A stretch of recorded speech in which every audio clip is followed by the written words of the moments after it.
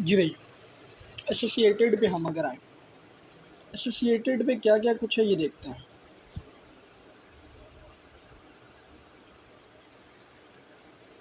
Associated कब होता है? सबसे पहले ये समझना है।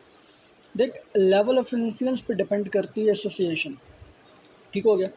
मतलब अगर हमारा पता है हमें 50% से ज़्यादा कंट्रोल हो तो हम क्या कहते हैं कि इतना कंट्रोल है, इतनी ओनरशिप है हमारी, ओनरशिप सॉरी 50% ज़्यादा ओनरशिप है तो हम कहते हैं इतनी ओनरशिप है, तो ये हमारी कंपनी है, उसको हम फिर सब्सिडियरी अपनी बना लेते हैं। अगर बिल्कुल ही ना हो तो फिर हम उसको जो है रिकॉर्ड ही नहीं करते, लेकिन अगर थोड़ी हो थोड़ी ना हो, यानी कि 20 से 50 के दरमियान, तो फिर ये एसोसिएट में आ जाता है। सिग्निफिकेंट इन्फ्लुएंस हो तो ये एसोसिएट में आ जाता है। मेथड ऑफ अकाउंटिंग यहाँ पे आइए, 4 काम हो सकते हैं। हमारा अगर कंट्रोल होगा तो हम कंसोलिडेटेड बनाएंगे, यानी कि कंट्रोल 50% से ज़्यादा ओनरशिप है तो हम कहेंगे कि ये हमारी कंपनी है, उसको सब्सिडरी में ले आएंगे। अच्छा, अगर पूरी 50-50 है तो फिर आधी हमारी होगी और आधी 50 जिसकी होगी उसकी होगी। पूरी 50-50 पे ये कंडीशन आ जाएगी। अगर सिग्निफिकेंट इन्फ्लुएंस है तो अकाउंटिंग, इक्विटी अकाउंटिंग हमने करनी है, और अदर तो फेयर वैल्यू। यहाँ पे हमारा जो ताल्लुक है ना जिनसे, वो दो ही हैं। एक कंट्रोल वाला कंसोलिडेटेड, ये हम सीख चुके हैं, और एक जो है ये सिग्निफिकेंट इन्फ्लुएंस। जॉइंट का हमें पता चल गया लेकिन यहाँ पर उसका कोई ताल्लुक नहीं है। अदर का भी यहाँ पर हमने अभी नहीं देखना। आगे चलते हैं। कंसोलिडेटेड में हो क्या रहा होता है ये हमें उसने बताया, उससे हमें पता चल गया। अब इसमें क्या है कि अगर इन्वेस्टमेंट है हमारी एसोसिएट में, तो इन्वेस्टमेंट हमने वहाँ पे भी देखा था, बैलेंस शीट में हम लिखते हैं, तो यहाँ पे भी बैलेंस शीट में इन्वेस्टमेंट एसोसिए में ले जाएंगे। सॉरी, एसोसिए क्या एस एफ पी में, नॉन करंट एसेट में, वहाँ पर भी यही होता था। वहाँ पर भी नॉन करंट एसेट में गुडविल हम लिखते थे, जो वो इन्वेस्टमेंट ही तो होती थी। इधर क्या है? अच्छा, नौ अगर तो इन्वेस्टमेंट है तो वो एस एफ पी में चली जाएगी, और जो शेयर आ रहा होगा उससे हमें प्रॉफिट, वो फॉर द ईयर होता है, वो एसोसिए में आ जाता है। अच्छा, अब यहाँ पर वो कहता है एक चीज़ याद रखना कि जब भी आपको जो प्रॉफ़िट है वो बता देगा हमें एसोसिएट का इतना प्रॉफ़िट है, तो जो हमें एसोसिएट का प्रॉफ़िट बता रहा है तो हमारा क्या होगा, हमारा उसमें से होगा कि जो हमारी परसेंटेज होगी, ठीक है? तो एसोसिएट को से हमें प्रॉफ़िट बताया जी उस कंपनी ने साल जिसमें आपकी 30% इन्वेस्टमेंट है ना, उसने साल 100 रुपये का प्रॉफ़िट कमाया, तो हम कहेंगे हमारी कितनी, हम वो कहेगा 30, तो हम कहेंगे मल्टीप्लाई 0.3 इक्वल टू 30। सही हो गया? अब ये 30 किधर जाएगा? यहीं से हम इसको देख लेते हैं। ये जो 100 है ये हमारा चला गया एसओएफपी में, हमारी इन्वेस्टमेंट है, हमारी सॉरी ये तो प्रॉफिट है। हमारी इन्वेस्टमेंट जो होगी वो इधर चली जाएगी, और ये जो शेयर ऑफ प्रॉफिट आ रहा है ये किधर चला जाएगा, ये चला जाएगा एसओसीआई में। इन्वेस्टमेंट हमारी उधर और ये इधर। तो बाकी कंसोलिडेटेड को पता है एक असल में पेरेंट होती है और एक सब्सिडी और एसोसिएट कौन सी होगी। अब ये सी लॉ में, बी लॉ में तूने बड़ी अच्छी तरह समझा, देखा है, ये वही है। फिर आगे चलते हैं, कंसोलिडेटेड बैलेंस शीट में क्या होगा। अच्छा, जितना तू देख रहा है इतना ही देख। ये कंसोलिडेटेड बैलेंस शीट यहाँ तक तुझे पता है, इसी तरह बिल्कुल सेम हमने बनाना सीखी है। ये तो वही है, यही बनाएंगे, ठीक है। इसी तरह अगर हमने इनकम स्टेटमेंट में जाना, चल पहले ये देख लेते हैं। बैलेंस शीट में ये हमने सारा कर लिया, वही ऐड करके वो सारा वही तरीका है। वो करने के बाद अभी हमने ऊपर देखा है कि एसोसिएट होगा तो बैलेंस शीट में एक चीज़ आएगी, एसोसिएट होगा तो बैलेंस शीट में एक चीज़ आएगी। वो एक चीज़ क्या है? वो एक चीज़ थी जो है नॉन करंट में इन्वेस्टमेंट आ जाएगी। तो बैलेंस शीट बनाने के बाद कंसोलिडेटेड हम इन्वेस्टमेंट ऐड कर देंगे नॉन करंट में, यही किया हुआ उसने। और फिर क्या, कंसोलिडेशन इनकम स्टेटमेंट अगर बनानी है, इनकम स्टेटमेंट में हमने देखा शेयर ऐड होता है, share before profit, before profit उसने कहा हुआ है। तो इनकम स्टेटमेंट कंसोलिडेटेड ऐसे बनानी थी, बिफोर प्रॉफिट हमने यहाँ पर शेयर ऑफ वो भी ऐड कर लिए। ये ओवरऑल जो है ना सिनेरियो, ओवरऑल फॉर्मेट होगा इसमें, ये हमने समझना है सबसे पहले, ठीक हो गया। अच्छा, आगे क्या है? आगे हम ये देखते हैं, आगे हम ये देखते हैं कि हमने अब इसमें अकाउंटिंग कैसे करनी होगी। फॉर्मेट हमने देख लिया क्या करना है। एसोसिएट गए, एसोसिएट को से मांगा, हमने देखना बैलेंस शीट मांगा, इनकम स्टेटमेंट। बैलेंस शीट मांगा, पहले कंसोलिडेटेड सिंपल बनाई, एक चीज़ और ऐड करनी है, इन्वेस्टमेंट नॉन करंट में ऐड कर दी। या सेकेंडली क्या हो रहा है कि वो कहता है इनकम स्टेटमेंट बनानी है, तो इनकम स्टेटमेंट बनानी है तो इनकम स्टेटमेंट सारी बना के एक चीज़ ऐड करनी है, प्रॉफिट बिफोर टैक्स से पहले शेयर उसका ऐड कर देना।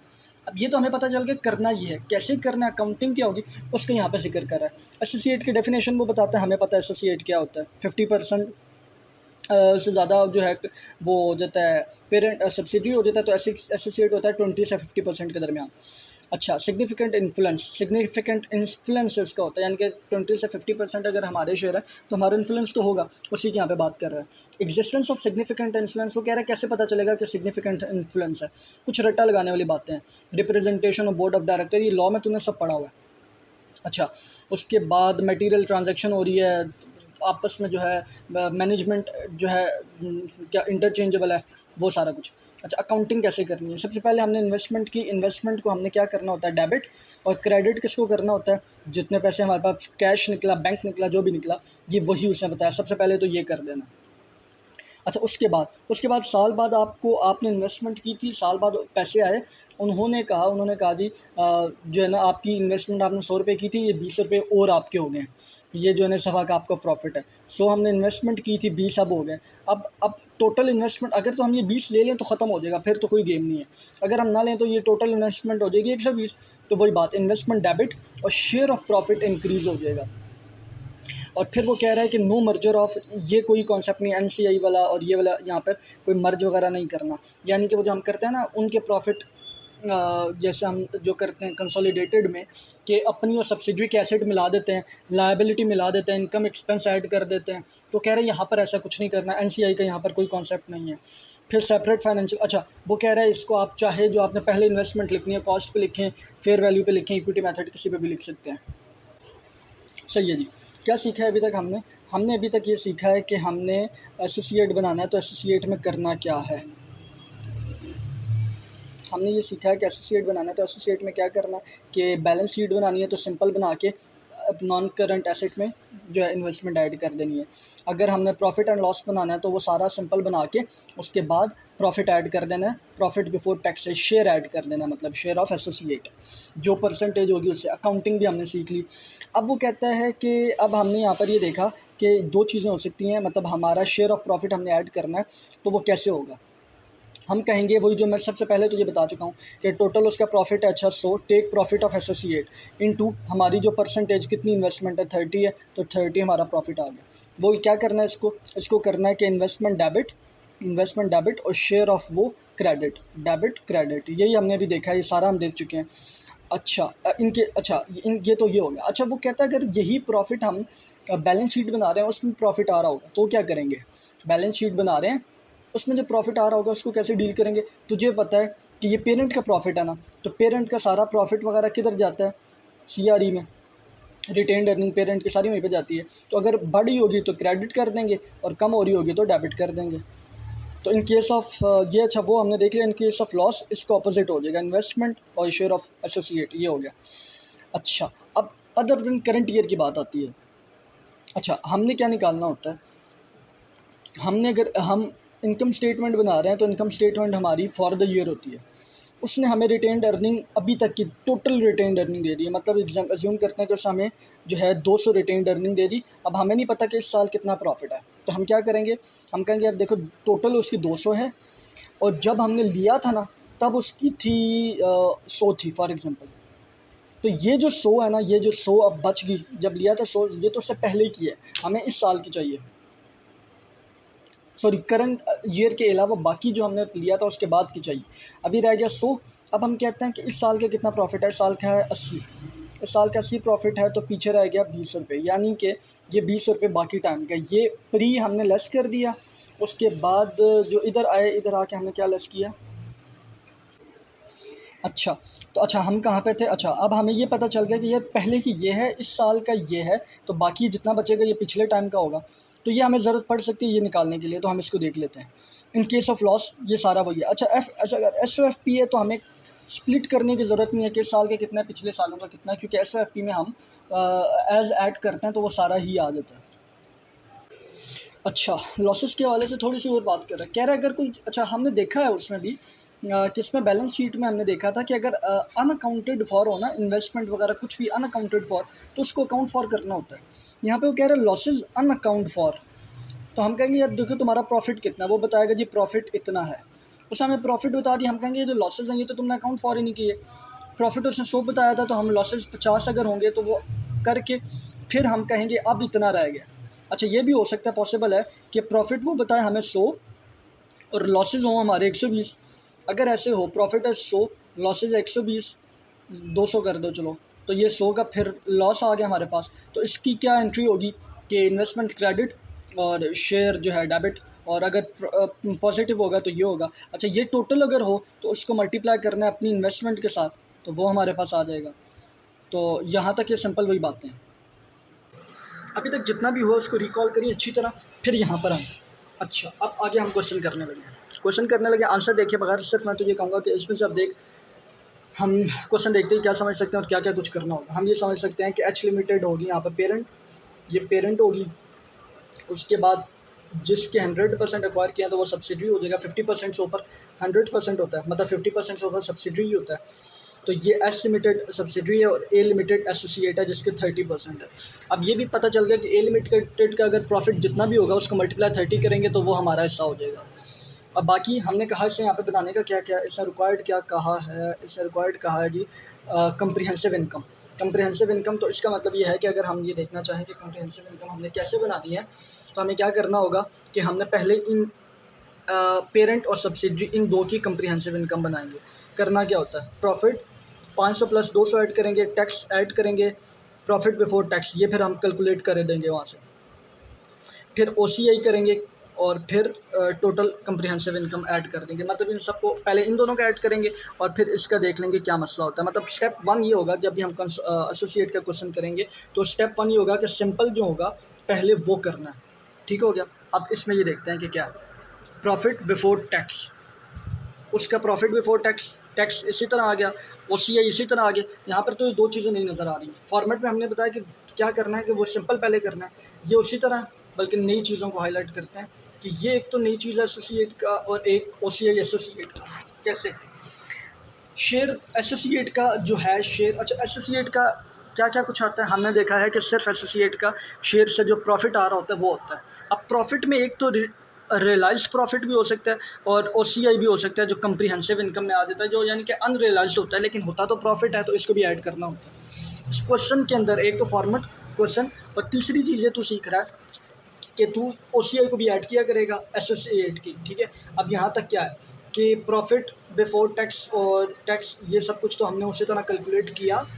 हम करेंगे क्या कि फॉर्मेट में एक लाइन ऊपर ये छोड़ दिया करेंगे एसोसिएट के प्रॉफिट के लिए, और अगर OCI होगा तो OCI के लिए भी एक लाइन रखेंगे, OCI होगा तो उसके लिए भी, और एक ये लाइन तो लाजमी हमें रखनी पड़ेगी सारे शेयर एसोसिएट वाले।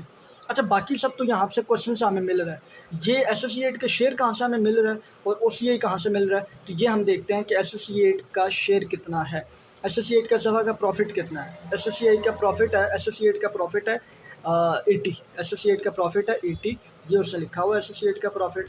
तो इसको अब हम देखते हैं कि हमारा शेयर 30 है तो 80 इंटू 30 24 हमारा आ गया। OCI कितना है, OCI उसने बताया है, OCI है 5, तो 5 को मल्टीप्लाई करेंगे हमारे शेयर के साथ, 5 इंटू 30 तो ये आ जाएगा। ये सर ने 50 गलती से लिख दिया, ये 50 नहीं है ये 5 है। ठीक हो गया।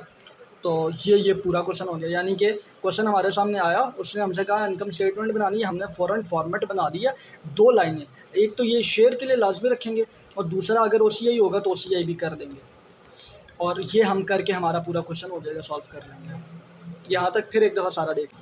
अच्छा अब वो हमसे कह रहा है, पहले हमने इनकम स्टेटमेंट के एग्जांपल किया, अब वो कह रहा है कि बैलेंस शीट की भी करो। पहले तो ये देखते हैं आंसर में कि हमने क्या पता, हमें ये पता है कि हमने इन्वेस्टमेंट एक तो ऐड कर देनी है, और एक अगर प्रॉफिट वगैरह हुआ तो CRE में जाएगा, लेकिन फेस पे सिर्फ इन्वेस्टमेंट इन एसोसिएट ऐड होनी चाहिए। इन्वेस्टमेंट इन एसोसिएट 147 में बताई हुई भी है, देखते हैं क्या यही है। बाकी यही हमें फॉर्मेट पता है, एसेट लिखेंगे, एसेट लिखने के बाद एसेट लिखेंगे, एसेट लिखने के बाद सब्सिडी और पेरेंट का ऐड करेंगे, गुडविल तो कैलकुलेट करनी ये नई चीज़ हमें पता थी कि आएगा, क्या यही आई है, और बाकी सारा उसी तरह है, बिल्कुल उसी तरह। तो अब हम वर्किंग देखते हैं क्या उसी तरह होगी, इसी तरह ये वर्किंग भी है, वर्किंग इसकी, उसके बाद इसकी वर्किंग भी बिल्कुल सेम, CRE की वर्किंग भी बिल्कुल सेम, और प्री और पोस्ट की वर्किंग भी बिल्कुल सेम। CRE में हमने कहा था कि जो शेयर होगा उसका, अगर उससे हमें कुछ मिल रहा है तो वो CRE में जाएगा, यानी कि पेरेंट की रिटेन्ड अर्निंग में जो पेरेंट को प्रॉफिट मिल रहा है वो जाएगा ना, तो वो यहाँ पे आ रहा है, वो हमें उसके लिए एक वर्किंग फालतू करनी पड़ेगी। ये वाली, ये वर्किंग की क्या लॉजिक है, क्या हो रहा है इस वर्किंग में, इस वर्किंग में ये हो रहा है कि हम इन्वेस्टमेंट हमने की 147, हमें वहाँ से मिल रही है इन्वेस्टमेंट 147 की। किधर है इन्वेस्टमेंट 147, इन्वेस्टमेंट 147, जैसे यहाँ पे इन्वेस्टमेंट लिख देते हैं। और इसकी गुडविल कभी भी नहीं अकाउंट फॉर करनी, ये आगे भी हमें पता चल जाएगा, क्योंकि इसकी गुडविल से हमारा ताल्लुक ही नहीं, ये हमारी कंपनी थोड़ी है। गुडविल देख हम किसकी ले रहे होते हैं कि अगर हमारी चीज़ हमने परचेज़ की, वो हमें जो है ना महंगी मिली, तो उस पर गुडविल है। ये हमारी तो है ही नहीं, इसमें तो सिर्फ हमारा थोड़ा सा प्रॉफिट है, तो इसके प्रॉफिट को ही अकाउंट फॉर कर रहे होते हैं। साथ में हमारी इन्वेस्टमेंट होती है तो उसको अकाउंट फॉर कर रहे होते हैं। अच्छा, ये तो हमें पता चल गया 147 है।